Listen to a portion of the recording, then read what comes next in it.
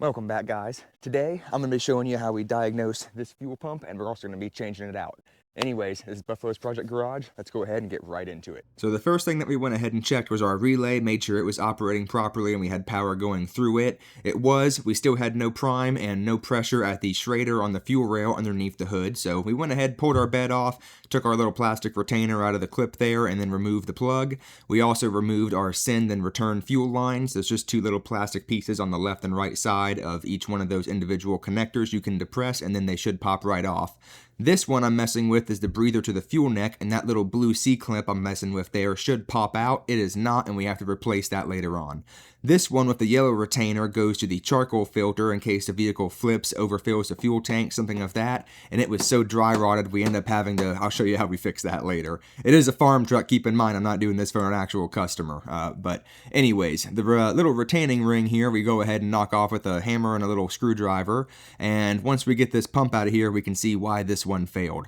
So down inside of there you can see all the filter that had fallen off of it, and basically the pump sucked this up into itself, I believe overheated and burnt itself up.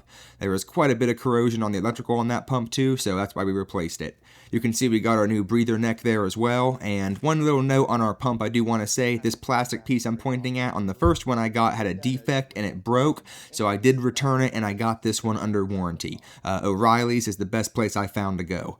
Anyways, make sure that little black clip is facing forward when you put your pump back in, and also make sure the little ring on that collar that locks the fuel pump back in place, make sure that the lip is facing upward on the inside of that ring so you don't damage your fuel tank or your fuel pump, and make sure you put your new gasket on there too before you put the ring back in. Then you'll take the same hammer and screwdriver and knock that back and tighten it, make sure it's locked all the way so it doesn't vibrate loose or anything.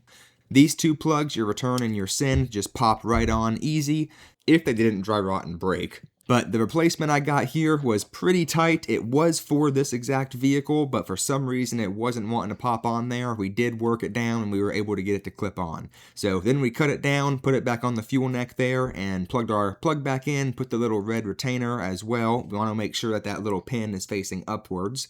And basically, not too happy with it, but we ended up, for the return to the charcoal filter there, we ended up putting two zip ties on the retainer to hold it on the side that has a little bit of a larger outside diameter to the inlet there, and then we put a big white zip tie to hold it in place. And as you can see, now we have prime and it starts up with no problem at all.